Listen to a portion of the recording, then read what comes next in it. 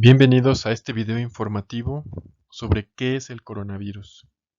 Como sabemos, el mundo está sufriendo en estos momentos una pandemia y por iniciativa de compañeros que estamos estudiando la maestría en la Benemérita Universidad Autónoma de Puebla, decidimos hacer este pequeño programa educativo para orientar a las personas que están sufriendo justamente de esta enfermedad.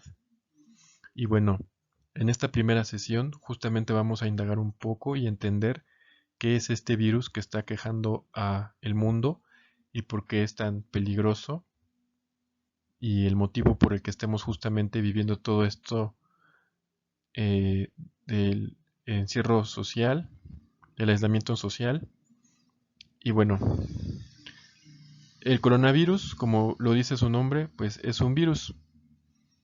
Este virus causa diversas enfermedades que van desde un resfriado común al SARS o síndrome respiratorio agudo severo.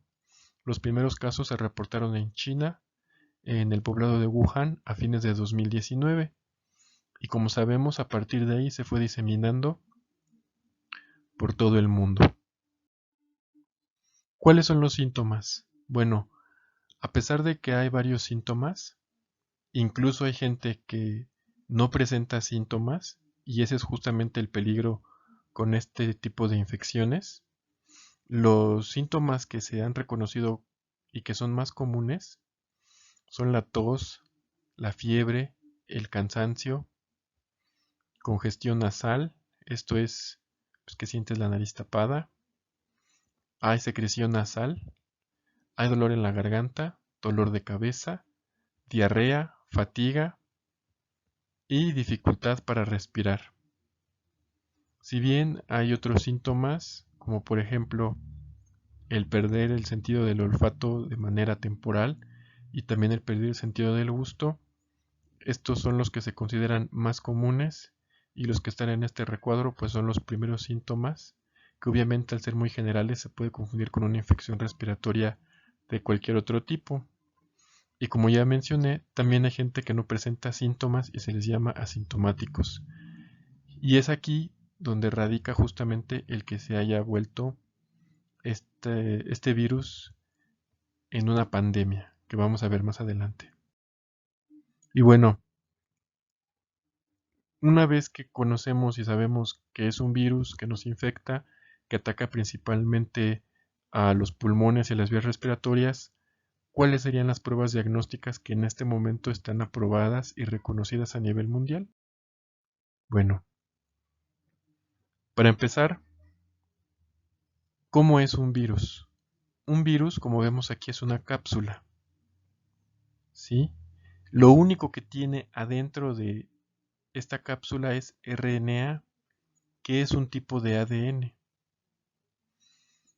Entonces, este virus, con estas pequeñas espinitas, o como les dicen algunos, que dan la idea de una corona, se va a fijar a las células del cuerpo. En este caso, pues de los humanos. Una vez que se ha conectado con una célula, va a inyectar su RNA o su ADN y la célula que recibe este RNA, en lugar de empezar a producir células propias, va a empezar a producir virus. Entonces estos virus pues van a hacer que la célula donde se están reproduciendo pues fallezca obviamente, y una vez muerta la célula van a salir de esta y van a empezar a esparcirse por todo el cuerpo. Entonces, esta pequeña capa o esta pequeña esfera está hecha de proteínas y es lo que protege al virus. De ahí la importancia también de un correcto lavado de manos, ya que al ser una proteína, con simple agua y jabón, esta proteína la podemos destruir. Pero bueno, esto lo vamos a ver más adelante. Por ahora, lo que nos resta entender es que esto está hecho de proteínas, por dentro tiene RNA que va a infectar a las células. ¿Todo esto para qué nos va a servir? Bueno, para entender cómo se detecta el virus y también el porqué de su virulencia o de por qué ha infectado a casi todo el mundo en tan poco tiempo. Y bueno, la primera prueba tenemos que es la PCR. Esta es de las primeras que se realizó y de las más rápidas, por así decirlo. Pero como podemos ver, la PCR va a identificar el RNA, que es lo que les estábamos explicando en la lámina anterior. Pero este RNA no va a alcanzar un pico detectable hasta el quinto y séptimo día de que la persona se ha infectado. Esta prueba ya va a perder su efectividad después de 15 a 30 días. Aquí en los laboratorios, por medio de una detección fluorescente, van a identificar este RNA. Pero como ven, tiene que pasar un tiempo considerable para que se pueda identificar. Tenemos un test de detección de antígenos. En este caso, lo que vamos a buscar son en los anticuerpos información. Como ya les dije, el virus se va a fijar a alguna célula y en este caso el anticuerpo es quien va a tener la información del virus. Y bueno, tenemos varios tipos de anticuerpos en nuestro cuerpo. Algunos de ellos son los IgA, IgM e IgG. Entonces, en estos anticuerpos es donde los laboratorios van a ubicar justamente esta marca de proteína del virus en los anticuerpos. En el IgA va a ser de 4 a 5 días desde el inicio de la infección.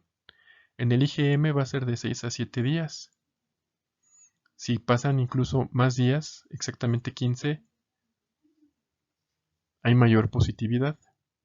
Sin embargo, puede darse un negativo justamente después de 20 días. El IgG aparece hasta los 15 días del inicio de la infección. ¿Esto qué quiere decir? La prueba IgA nos va a ayudar cuando estamos infectados o empezando con la infección.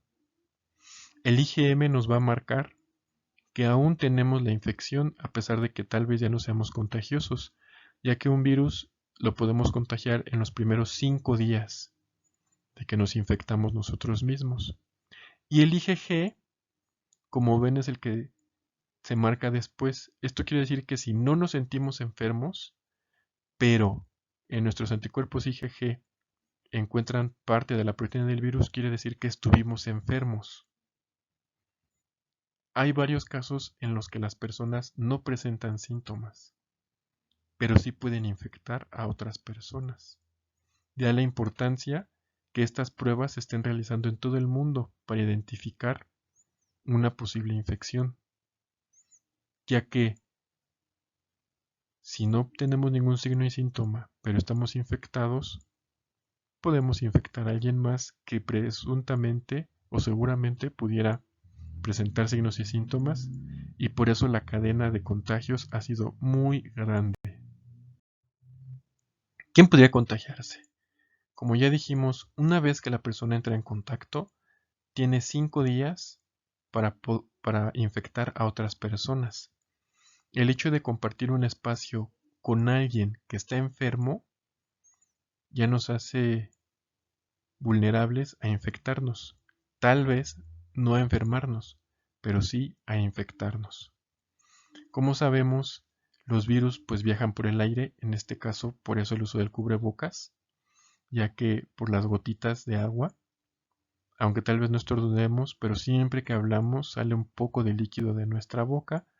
Entonces, ese líquido, si entra en contacto con nuestras prendas de ropa, con nuestra propia piel, y a su vez esta entra en contacto con alguien más, el virus entonces puede estar presente en nosotros, ¿sale?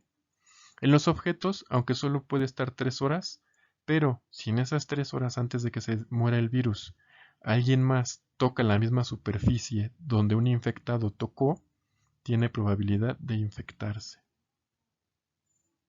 Entonces, como ven, es muy fácil que uno se pueda infectar o si uno está enfermo pueda infectar a los demás.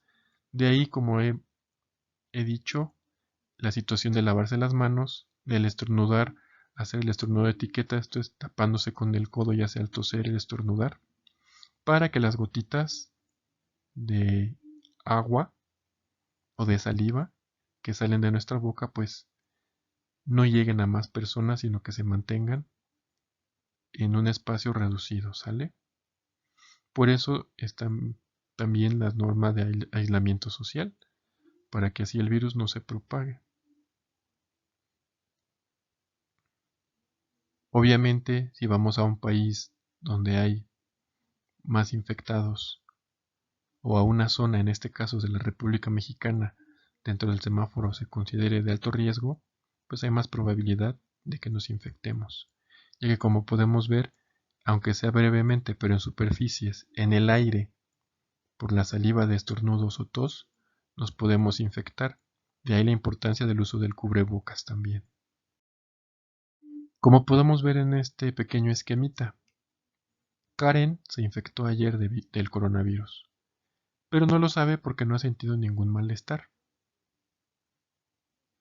Ella, al pensar que está sana, dentro de estos 14 días en los que no va a sentir absolutamente nada, convive con 10 personas, a las cuales obviamente va a infectar.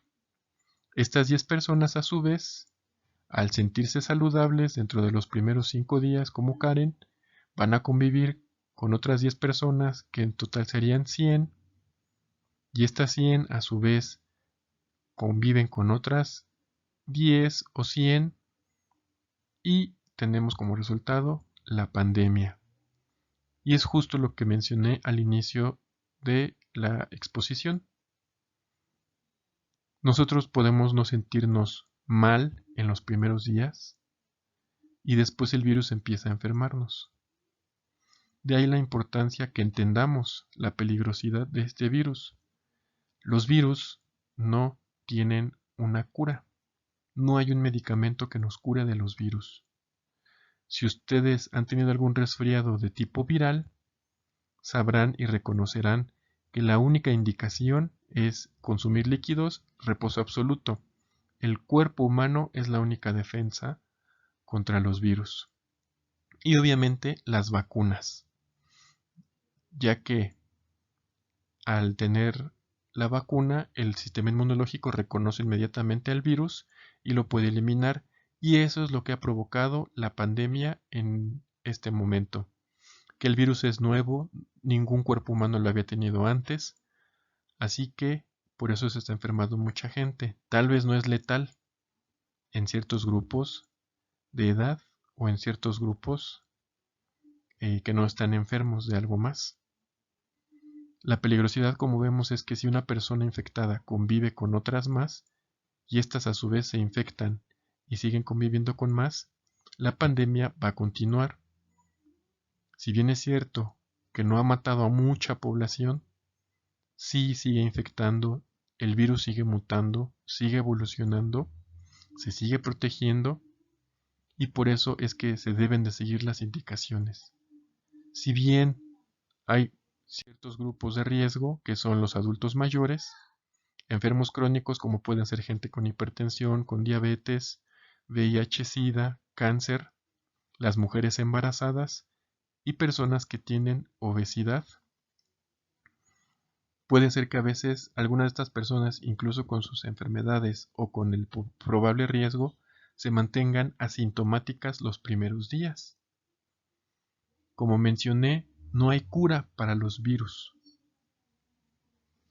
Lo único que resta es reposar y tal vez algunos fármacos para el malestar, pero no hay una cura. Por eso la urgencia para realizar vacunas. Por eso la importancia de quedarnos en casa, de usar cubrebocas, de lavarnos las manos, de usar gel alcoholado en lugares donde hay mucha gente o mucha concurrencia de personas, como son los mercados, centros comerciales, plazas, locales comerciales, porque como ya hemos visto en toda esta presentación, si nosotros tenemos contacto estando infectados con alguna superficie, con el aire, podemos infectar. Bien, esto es la primera sesión. Si tienen alguna duda, alguna pregunta, pueden dejarla en la caja de comentarios y a la brevedad les haremos llegar la respuesta correspondiente y espero que este primer tema les haya ayudado para identificar y conocer un poco más de esta enfermedad. Nos vemos en la siguiente sesión.